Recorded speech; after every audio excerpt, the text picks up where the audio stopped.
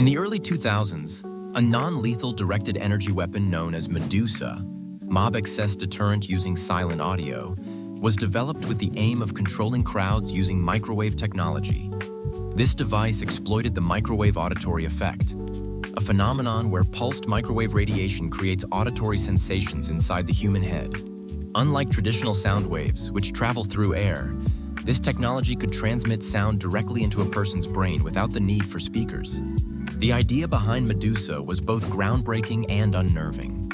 The weapon was intended for use by law enforcement and military personnel to disperse crowds or deter individuals without causing permanent physical harm. By inducing a strong sound sensation inside the target's head, it was believed that the device could create enough discomfort to force people to retreat or comply.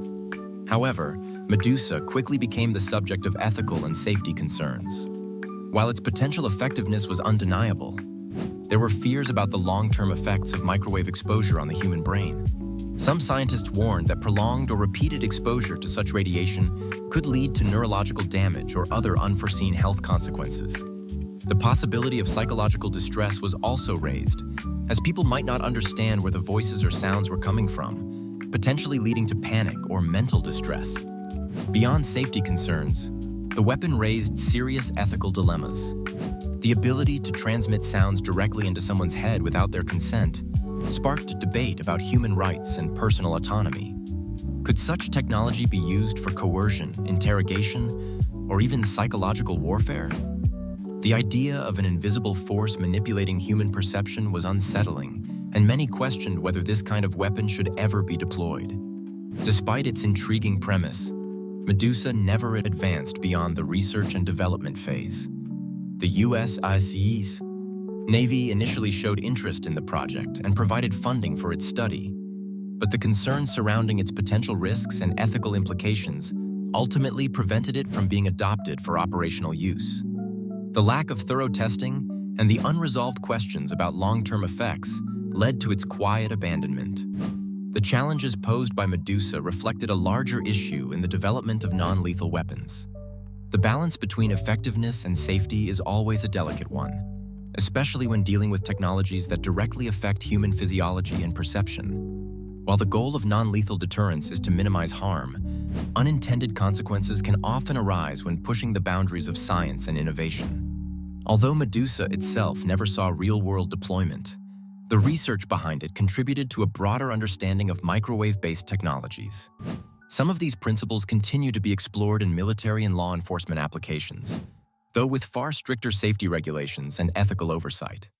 The controversy surrounding the project serves as a cautionary tale about the importance of responsible innovation. The legacy of Medusa is a reminder that not all technological advancements lead to practical applications. Some ideas, no matter how novel, are simply too risky or ethically questionable to justify their development. As non-lethal weapon technology progresses, the lessons learned from Medusa emphasize the importance of rigorous testing, transparency, and public discussion before deploying such tools. In a world where technology is advancing at an unprecedented rate, Medusa remains an example of how scientific breakthroughs can sometimes cross into morally and ethically uncertain territory.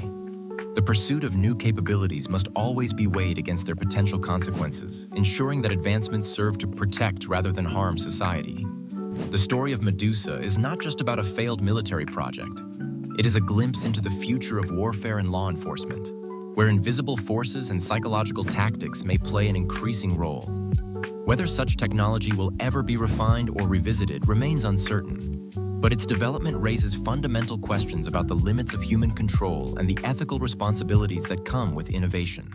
In the early 2000s, a non-lethal directed energy weapon known as Medusa, mob excess deterrent using silent audio, was developed with the aim of controlling crowds using microwave technology.